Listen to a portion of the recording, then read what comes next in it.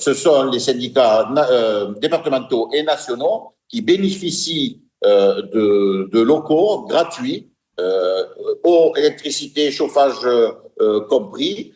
Pour la CGT, ils n'ont même pas de bail, dans un local municipal. Voilà, ces gens ne payaient rien. Ah oui, tout était gratuit, il n'y avait aucun paiement, tout était gratuit, quoi. Tout était donné, d'accord. Tout à fait. Donc maintenant, la procédure est en marche, nous allons les faire partir, et rien ni personne ne me fera plier. Il y a des lois, pour tout le monde séparé, il faut qu'ils payent, que les gens paient leur loyer. Rien, je répète, rien n'est gratuit dans notre pays, il y a toujours quelqu'un qui paye. Et oui, d'ailleurs, il n'y a pas de dîner gratuit, comme disait un certain économiste. Ça n'existe pas. Il y a quelqu'un qui paye à la fin, et on voudrait savoir que ce ne soit pas toujours les mêmes. Le piratage installe progressivement une culture de la gratuité.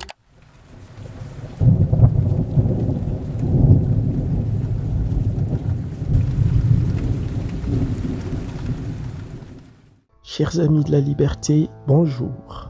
Pourquoi j'ai arrêté le piratage ? J'ai arrêté le piratage pas parce que j'avais peur d'une amende, pas parce qu'on me l'a demandé, pas parce qu'un logiciel est devenu soudainement indispensable. J'ai arrêté le piratage parce que je voulais avancer. Pendant longtemps, je voyais le piratage comme une économie. Aujourd'hui, je le vois comme une perte de temps et d'énergie. Des heures passées à contourner les règles, à chercher des versions modifiées, à éviter les mises à jour, à résoudre des problèmes créés par ma propre volonté de ne pas payer. Puis un jour, j'ai compris qu'en agissant ainsi, je me contredisais moi-même. Je défends la liberté économique, je crois en l'investissement, je crois en la propriété, je crois en la récompense du travail et du risque. Comment pouvais-je défendre ces principes tout en profitant gratuitement du travail des autres ? Derrière chaque logiciel, chaque application, chaque vidéo, chaque œuvre, il y a des années de travail, il y a des investissements, il y a des échecs, il y a des nuits blanches, il y a des femmes et des hommes qui ont pris des risques pour créer quelque chose qui n'existait pas auparavant. Payer, c'est reconnaître cette valeur. C'est aussi rejoindre le camp des producteurs plutôt que celui des simples consommateurs. Je n'ai pas envie de passer ma vie à profiter du succès des autres. Je veux construire le mien. Acheter un logiciel, ce n'est pas une dépense inutile. C'est un investissement dans ma productivité. C'est un engagement envers le projet que je souhaite développer. C'est une façon de me dire à moi-même, je prends mon activité au sérieux. Refuser une version pirate est devenu pour moi un état d'esprit. C'est accepter que les bonnes choses ont un coût. C'est comprendre que la gratuité totale n'existe pas. Quelqu'un paie toujours d'une manière ou d'une autre. Depuis que je paie mes outils, j'ai remarqué quelque chose d'intéressant. Je fais davantage attention à mes dépenses. Je compare, j'analyse, j'optimise, je choisis mes abonnements avec soin. Je calcule leur rentabilité. Je réfléchis comme un entrepreneur plutôt que comme un simple utilisateur. Et paradoxalement, cela me fait économiser de l'argent. Je travaille avec de meilleurs outils, plus fiables, plus performants et mieux entretenus. Je gagne du temps, je gagne en efficacité et je gagne en sérénité. Mais au-delà de mon expérience personnelle, il y a une question plus large. Pourquoi piratons-nous ?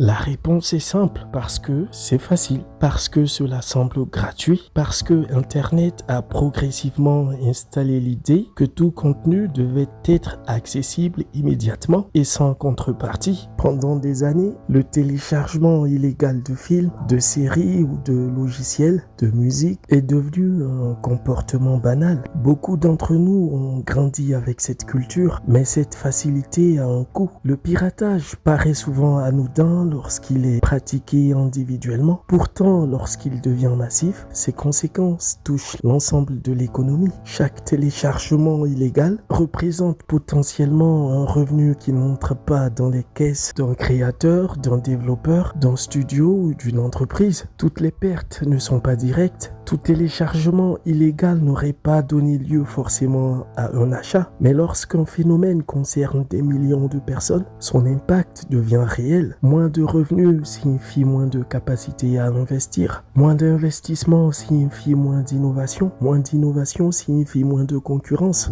Et lorsque la concurrence recule, ce sont souvent les acteurs les plus puissants qui survivent. Les grandes entreprises disposent de réserves financières importantes. Elles peuvent absorber les pertes. Les petites structures, les créateurs indépendants et les jeunes entreprises beaucoup moins. À terme, le risque est de voir les marchés se concentrer autour d'un petit nombre d'acteurs dominants. Or, une économie dynamique repose justement sur l'émergence permanente de nouveaux entrants capables de défier les entreprises déjà installées. Lorsque cette dynamique s'affaiblit, la croissance ralentit, l'innovation se fait plus rare, les consommateurs disposent de moins de choix et ce qui semble être une simple économie individuelle finit par produire des conséquences collectives. Mais les effets du piratage ne sont pas seulement économiques, ils sont aussi culturels. Le piratage installe progressivement une culture de la gratuité, une culture où le contenu est perçu comme un droit automatique plutôt que comme le résultat d'un travail, une culture où l'on oublie les auteurs, les développeurs, les graphistes, les monteurs, les musiciens, les ingénieurs, les techniciens et tous ceux qui rendent possible ce que nous consommons quotidiennement. Lorsque nous nous habituons à obtenir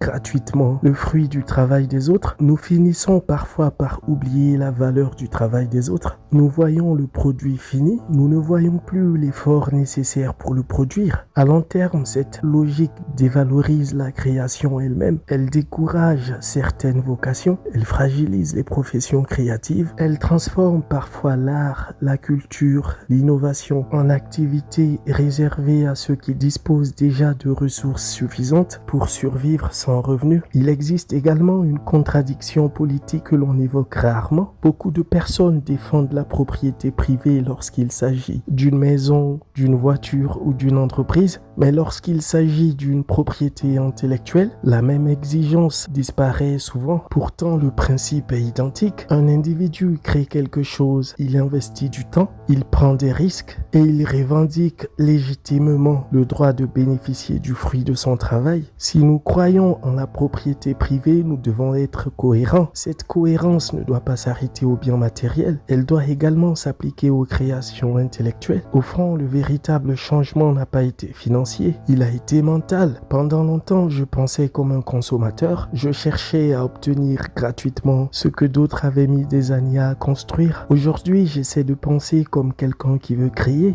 une activité, créer une entreprise, créer du contenu, créer de la valeur. Et lorsque l'on adopte cette perspective, notre regard change complètement. Le jour où j'ai commencé à payer mes logiciels, je n'ai pas seulement changé ma façon de consommer, j'ai commencé à penser comme quelqu'un qui veut produire plutôt que simplement profiter de la production des autres. J'ai commencé à comprendre que chaque euro dépensé pour un outil utile n'était pas une perte de temps, c'était un investissement. Le piratage nous enferme dans l'illusion d'une abondance gratuite, mais cette abondance finit souvent par fragiliser les mécanismes qui rendent cette abondance possible, car derrière chaque innovation, chaque film, chaque logiciel et chaque œuvre, il y a toujours quelqu'un qui a pris un risque. Et une société prospère n'est pas celle où tout est gratuit, c'est celle où suffisamment de personnes acceptent de payer pour ce qui a de la valeur afin que d'autres continuent à la créer. Si vous avez aimé cette vidéo, n'hésitez pas à liker. On se retrouve très vite pour une prochaine vidéo.